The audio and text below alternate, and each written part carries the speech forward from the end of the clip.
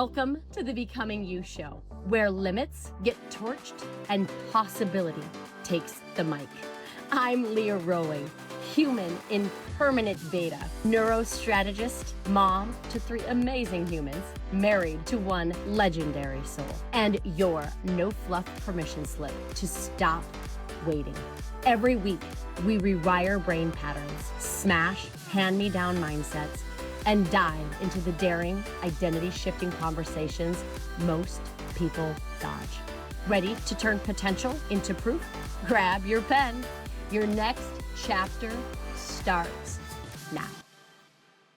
Hello, my friends. Welcome. Happy Friday. Welcome to the show. I'm your host, Leah Rowling, and I'm excited about this conversation that we're going to just dive right into. So I want to describe the world that we are actually living right now, because I'm not sure many of us are talking about it out loud, right?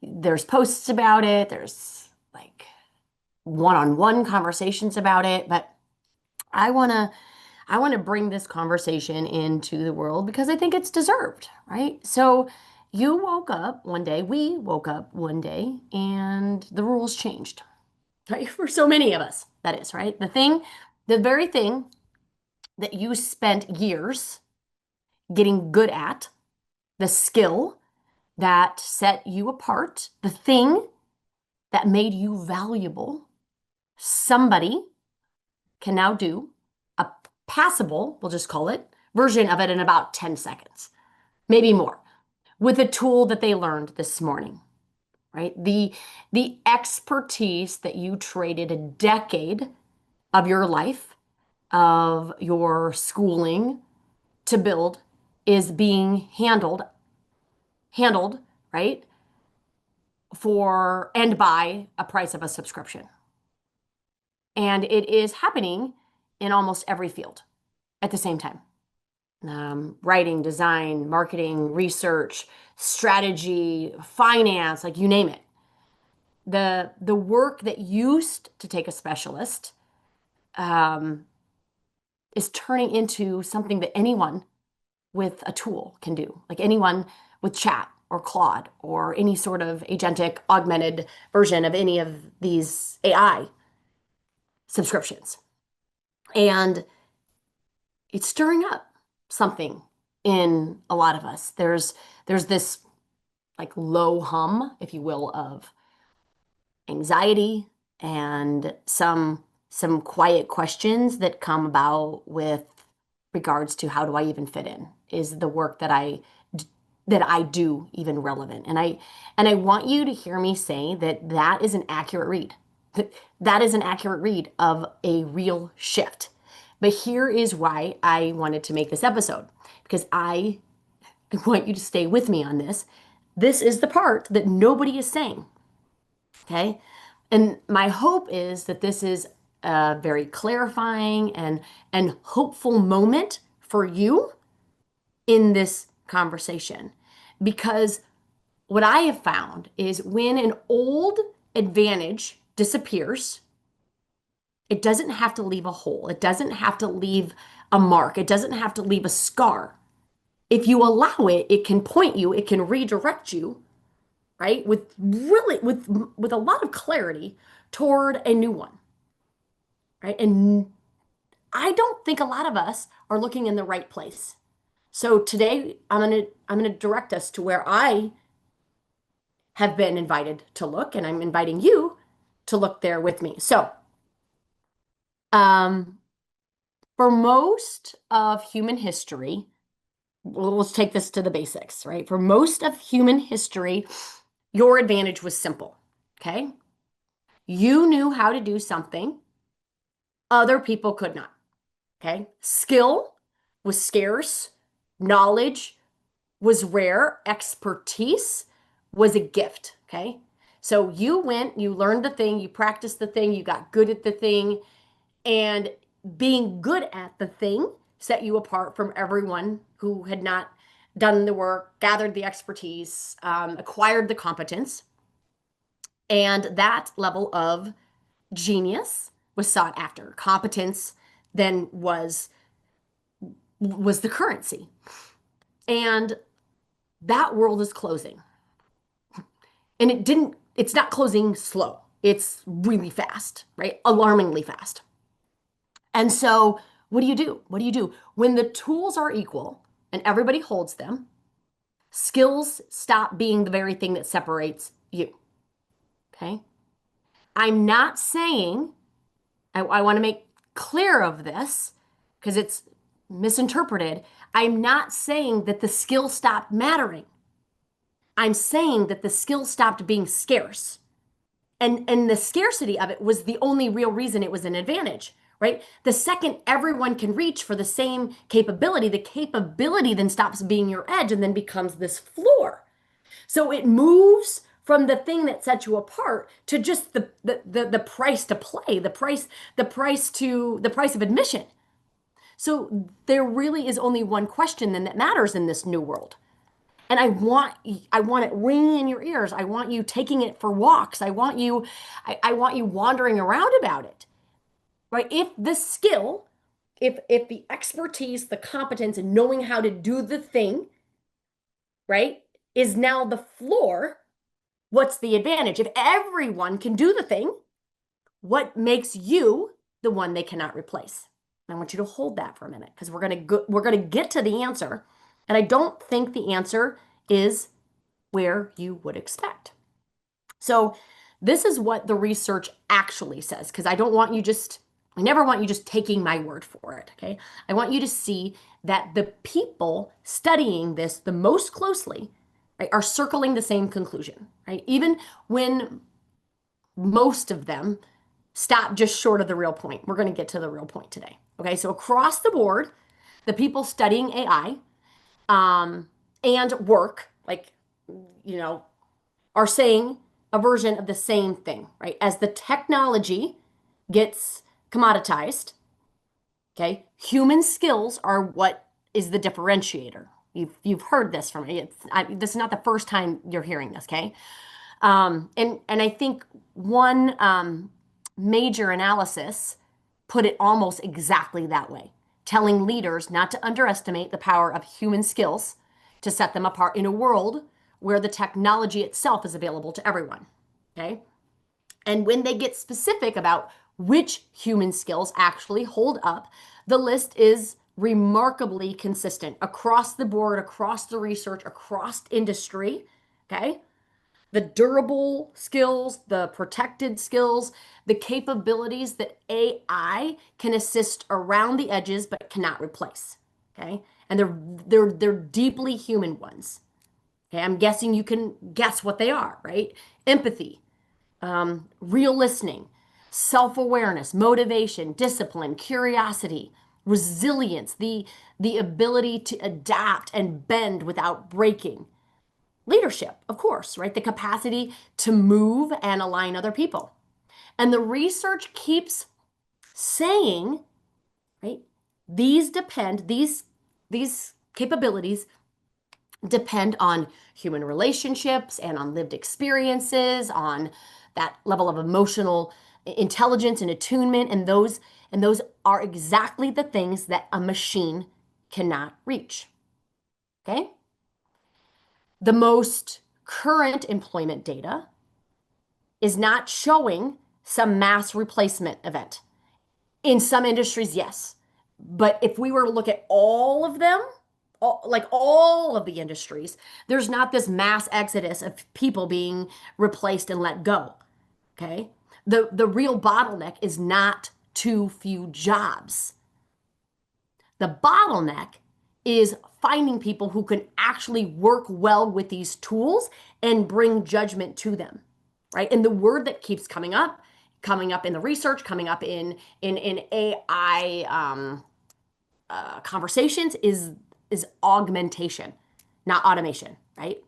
The future of productivity is not the machine, okay? Instead of the human, it is the machine and the human together.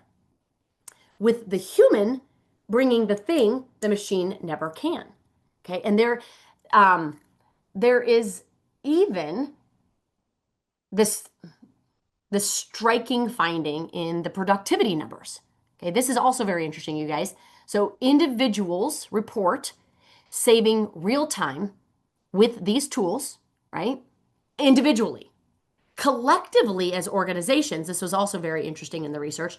Collectively, as an organization, they're not seeing the durable gains. They're not seeing the levels of efficiency, the scale that one might expect. There's not a correlation between the individual gain and the organizational gain. Okay, and I think the reason is fascinating. Okay, it's that companies obsess over the tool and ignore the whole system. Okay, which is the humans and the technology working together. We have to understand that the tool was never going to be enough on its own. And I'm not suggesting this globally. And I get that there are outliers. Okay, I understand that. I understand that there are many instances where AI replaces all of it, but most of the time, the augmentation of what AI is bringing into the world is the conversation. Okay, it was never, like I said, the tool itself was never going to be on its own. It still needs and this is the key word, a developed human on the other end of it. Okay. So if you put all of that together and the experts are telling you something that's genuinely good, okay, and the thing that's genuinely good is that the advantage is human, right? The value, the durable value is human. The thing that cannot be commoditized is human, right? Good to know. And then, like so many other things, it just stops. Like all the research stops right there, right? I might offer one layer too high. And that one layer, in that one layer, they skip the whole point of what this episode is going to be.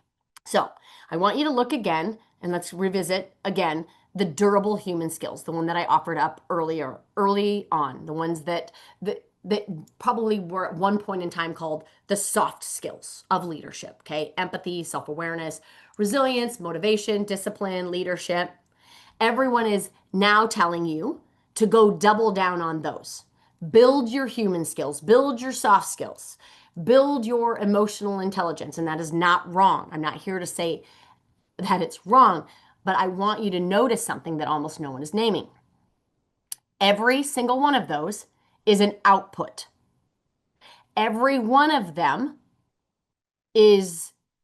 comes from, is the outcome of something deeper. No one's talking about what's upstream from that. No one's talking about the root. So this is what I mean.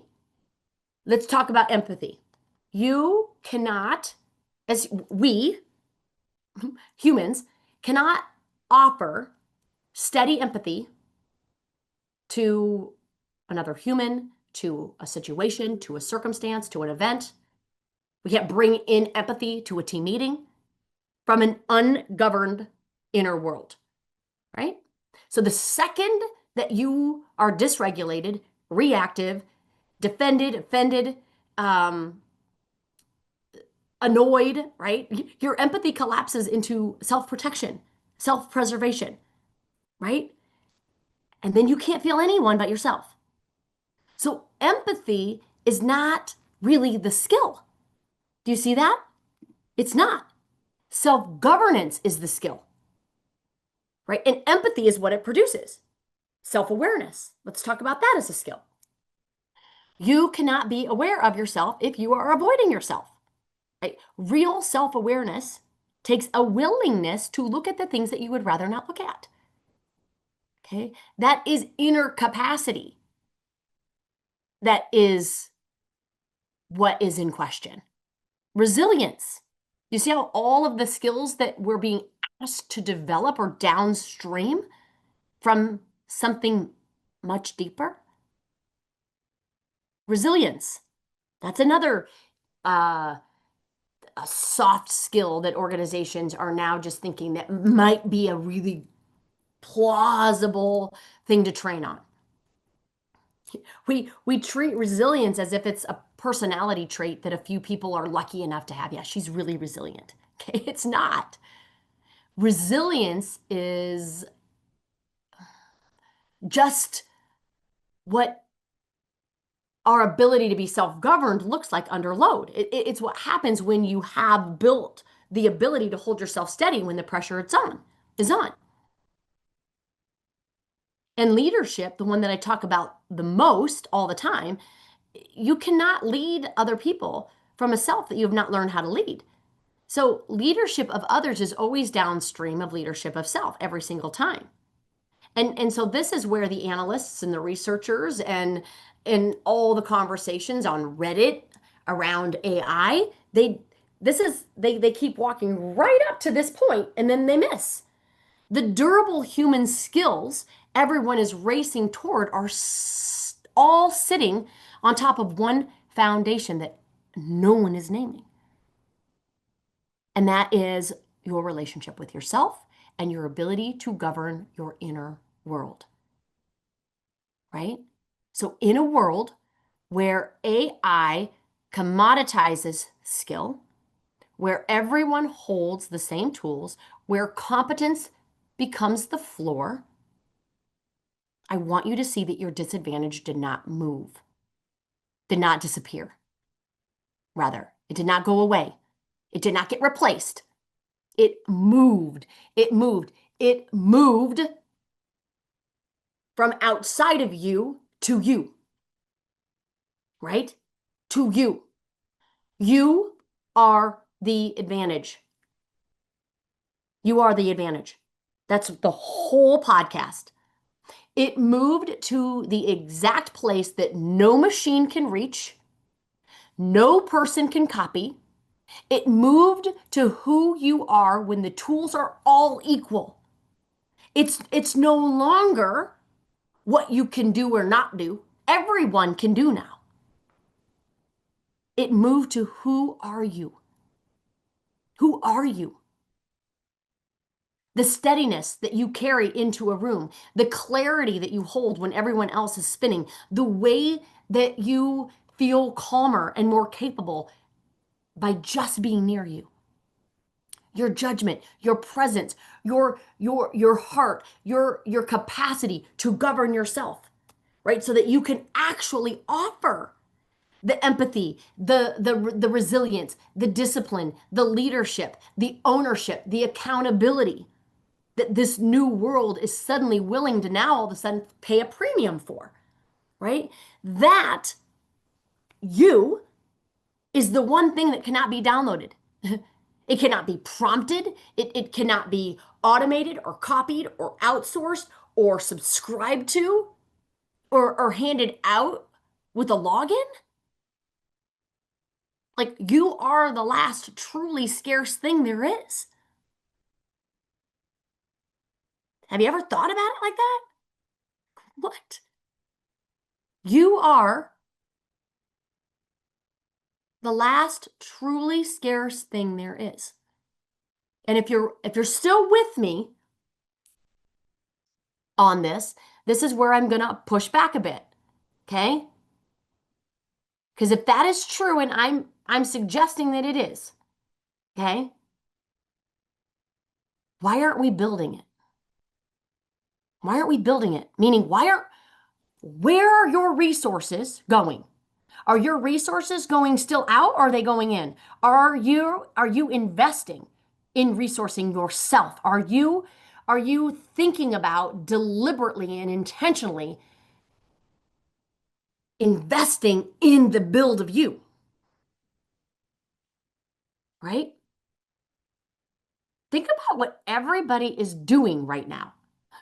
They are Most are in a frantic race to learn the new tools, right?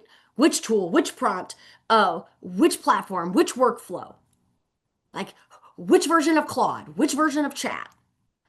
Should I upgrade? Should I not upgrade? Should I do the pro version? Like what are the inputs? Like what do I need to mimic in order to get the output that I want? Right? The race matters. I'm not saying it's not. So hear me, okay? Run it for sure, but understand what it is.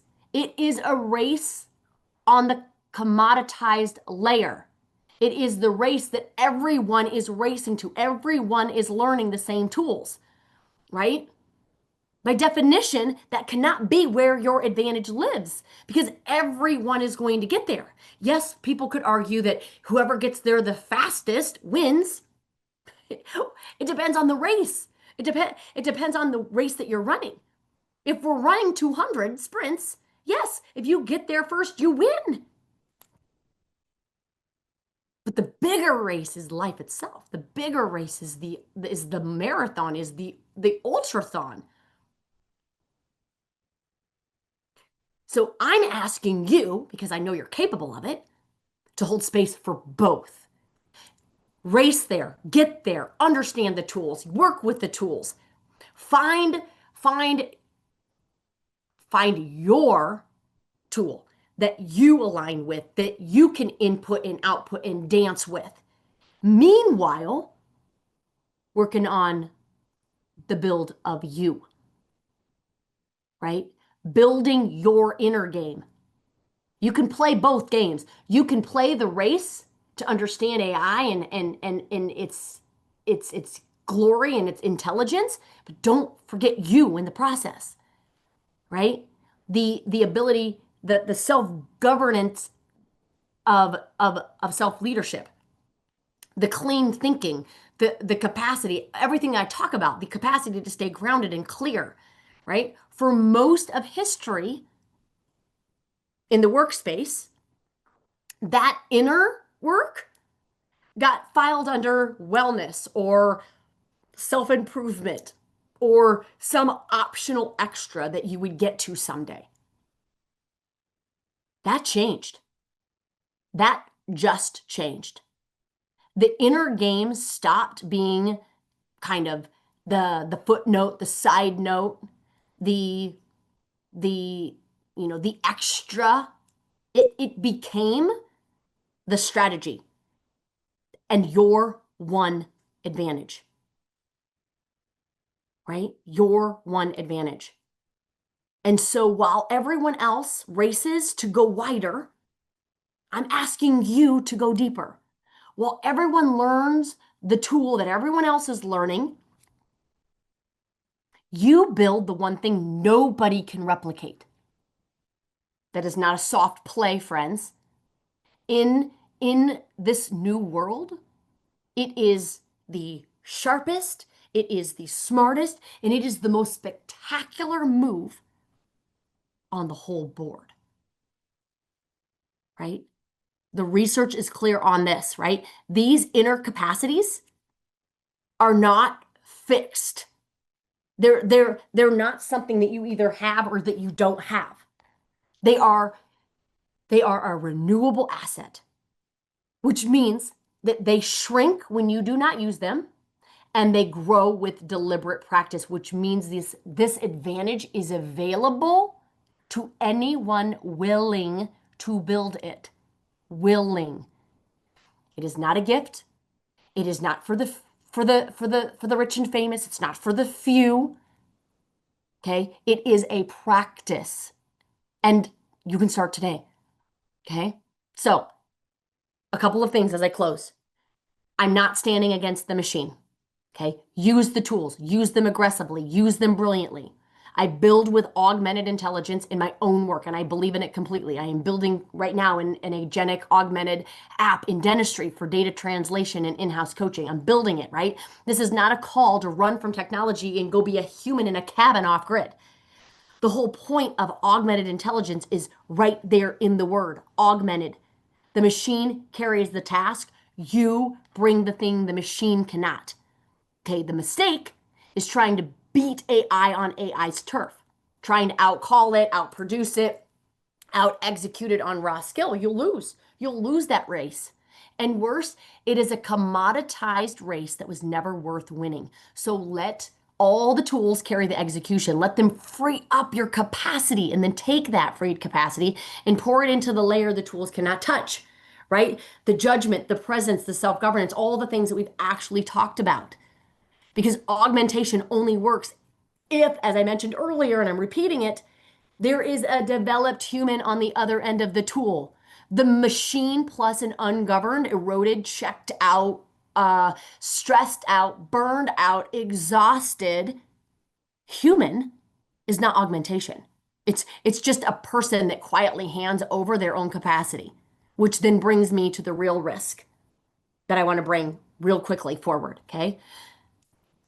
The risk is not, my friends, that the machine replaces you. The risk is that you quietly give away your own inner capacity. Okay. The risk is that you allow yourself to be replaced. Okay. The more you offload to the tools without building the inner muscle, the more that muscle weakens and the weaker it gets. And the weaker it gets, the more replaceable you become, not less. The people who will lose in this new world are not the ones who refuse to use AI.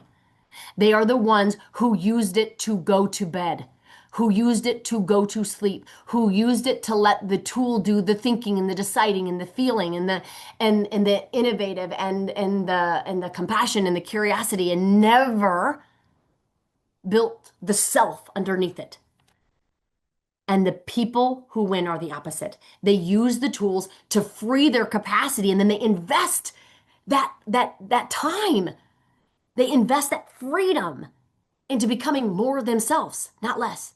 More present, more steady, more clear, more impossible to replace. Right?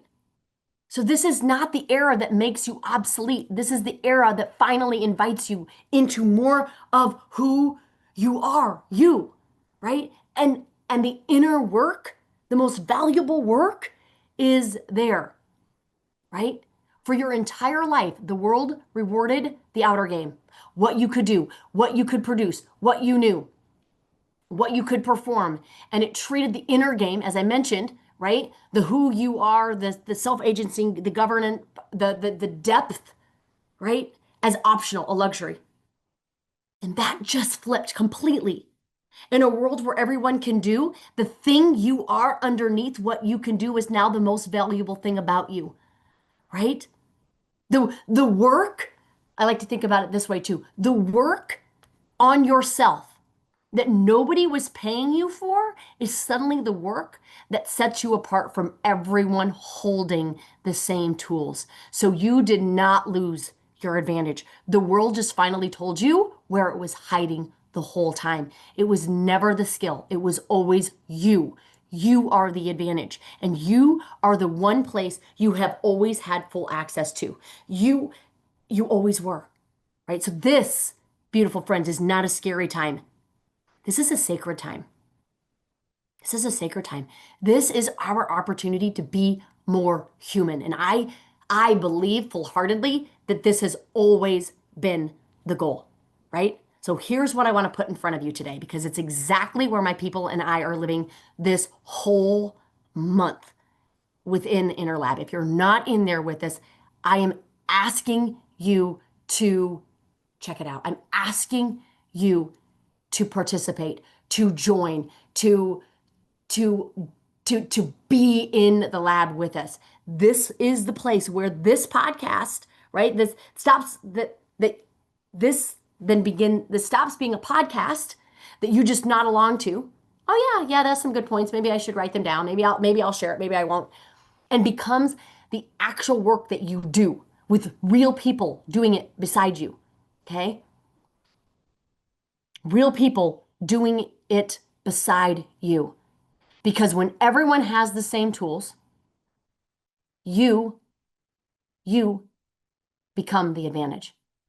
Building you, having a strategy to build you, having a place where you can invest back into you, that is why the lab exists, right? It's about it's about building the one advantage, like I mentioned, that no one can copy, no one can download, no one can subscribe to, right?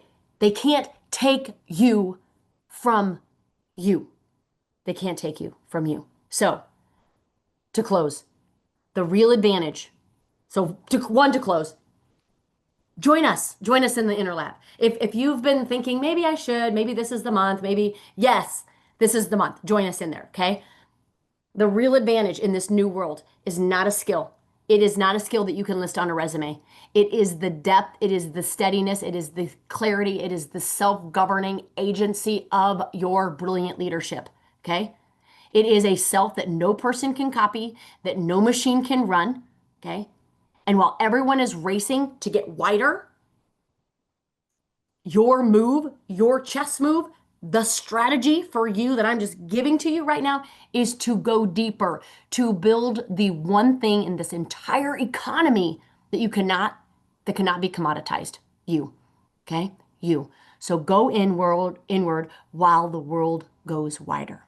You are the one advantage. And if there is somebody that needs to hear that they are the advantage in their life, that they are the asset, that they are the biggest gift they can bring not only to life itself, their own life itself, but to the ecosystem around them, to their mission, to their passion, to their legacy, you are it. So share it with those that maybe need reminding that they are this advantage. And come back to this if you ever need reminding of it for yourself. So until next time, my friends, have a beautiful one, and we will talk then. Take care. Bye-bye. If this episode cracked something open, good. Let it. And then head to leahrollingcoaching.com and grab the tools to rewire the story and reclaim your future. It is yours. And then share this with someone who's still waiting to be chosen, still waiting for permission, and remind them they don't need a breakthrough, that they are the breakthrough. Until next time, my beautiful friends, invest in you and keep becoming.